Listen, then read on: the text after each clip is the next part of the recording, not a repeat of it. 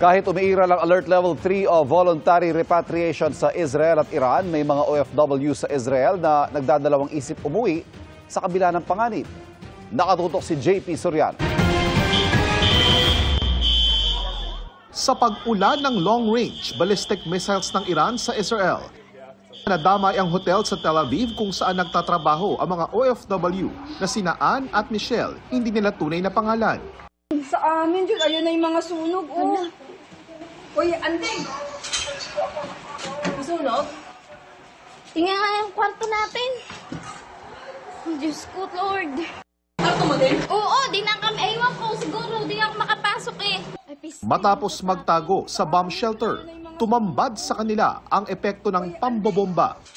First week pa lang po. Ay, Diyos ko, Lord. Bumagsak yung elevator! Ha? Ayan po! Nabasa? Anong time po na sumabog, nandun kami sa shelter.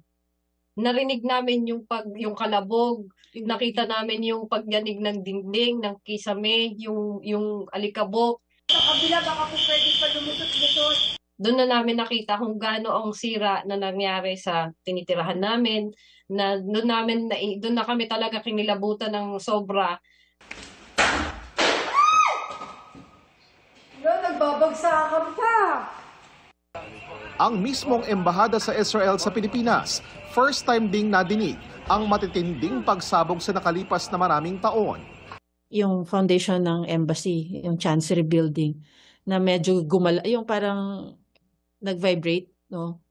So, since June 13, ngayon lang namin naramdaman yung ganun na may impact. Opisyal nang isinailalim sa Alert Level 3 ang Israel at Iran, bunsod ng mahigit 1 linggo na nilang gantihan ng airstrikes. Voluntary ang pag-uwi ng mga Pinoy kapag Level 3. Pero ang mga hotel worker na nakausap ng GMA Integrated News, hindi pa raw muna uuwi.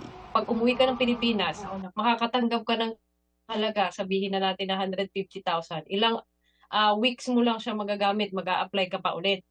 Saan ako kukuha ng source? Saan ako kukuha ng panggastos ko? Kung sakali raw na itaas sa Alert Level 4 o mandatory repatriation ng status sa Israel, may panawagan ang mga OFW. Yung issue na meron kaming employer na pwedeng ma-applyan agad. Ang Pilipino namang kritikal at naoperahan, nasa ICU pa rin at kailangan ng isa pang operasyon kapag naging stable na ang kondisyon, ayon sa embahada sa Tel Aviv. Para sa GMA Integrated News, ako po si JP Soriano, nakatutok 24 oras.